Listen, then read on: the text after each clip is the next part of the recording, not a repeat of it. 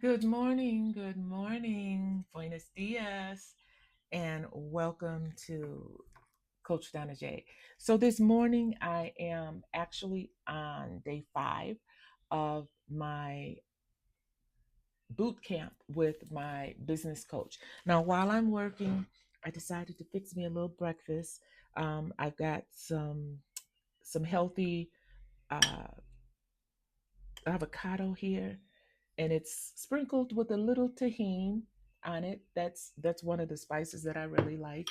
And then I've also got me a little bread. I was gonna do uh, avocado toast, and then I said, you know what? I'm just gonna slice the avocado, mm, mm, mm, mm.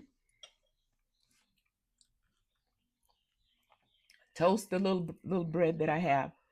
Have that and some matcha tea this morning while I am working on my ebook that I plan to have published and available for purchase next week.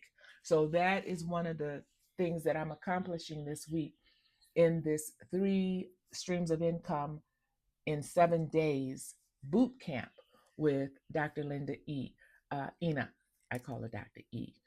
And I want to encourage you to think about some things.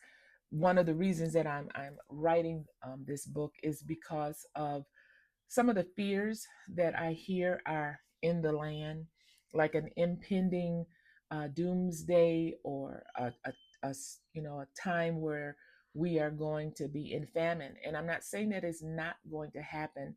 It's just that mainstream media right now is not saying that that's really happening in the U.S. I mean, the U.S. is like one of the biggest import countries there is. But one of the things I want to say is there's an old saying that you should prepare without panicking. And we are women of wisdom, right?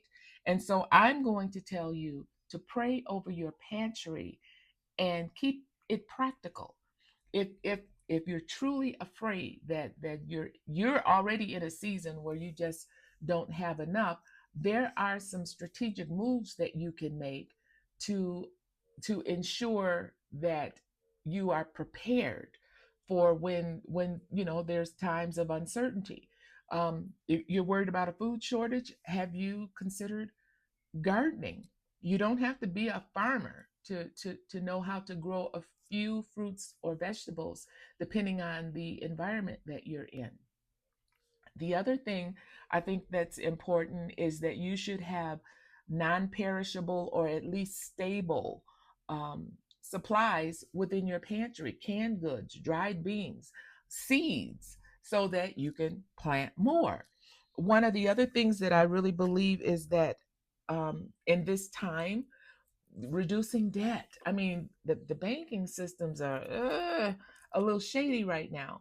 So, individuals are reporting money being taken out because they have been spending more than what the government thinks is appropriate. And so they're wondering if they're dealing with drugs and having their assets frozen and things like that. That's crazy. So I would recommend, yes, have some cash on hand, but get rid of debt. Every birthday does not have to be celebrated in Bali and you posting stuff on social media to give this certain appearance of a lifestyle. No, use wisdom when it comes to your money and get out of debt. The other thing is that I really believe you should be more intentional about self-sufficiency. I'm a retired registered nurse, and some things that I decided that I wanted to do was to move abroad, be in a position that if my family or loved ones needed to do the same, I would already be there as a soft landing for those individuals, whether it's temporal or permanent. Think about other places that you can stay. Think about other ways that you can live. Do you really need a 3,000 square foot home and it's just you? Maybe you could consider co living or communal living as another source of sustainability as we go into these uncertain times. We need mind shift changing. The old story or the old cliche about the American dream, for some individuals it has actually become a nightmare. So there are some things that you are going to have to do. There's some things that you are going to have to rethink and reconsider and think outside the box. I can't remember who I heard say this most recently, but a lot of the answers to what you're dealing with are outside the box. Reach outside that box and get some ideas, get some insight, get some revelation of what it is that you need to do in these uncertain times.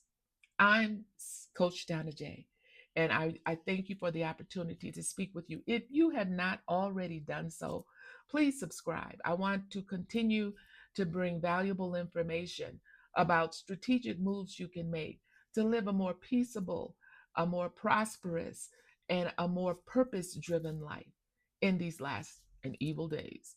Until next time, be well, live free, and prosper.